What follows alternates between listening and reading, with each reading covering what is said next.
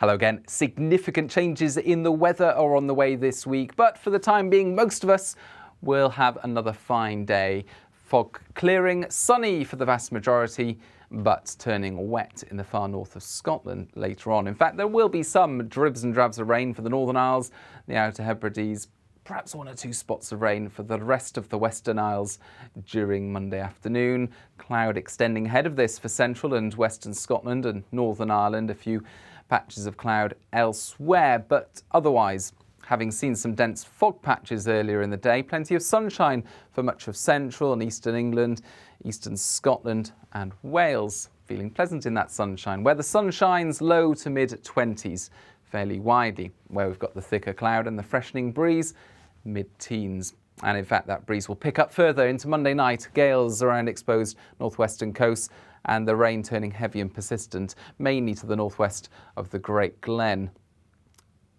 With that wet and windy weather, of course, it's going to stay relatively mild overnight and by and large double figures, but in the countryside where we've got light winds as well, single figures, and a few mist and fog patches once again across central and southern England as we begin Tuesday.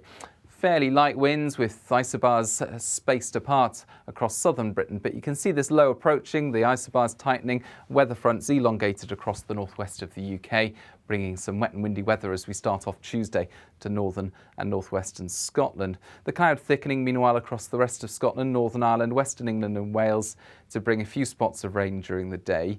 And in fact, it's going to turn quite damp, I think, across parts of mid and West Wales, Northern England, and a few spots of rain for the southwest. Meanwhile, after a few mist patches first thing, central and southeastern England turning sunny once again.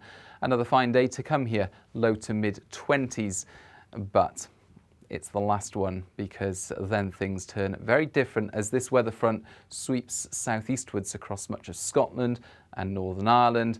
It then brings its wet weather to much of northern and western England as well as Wales.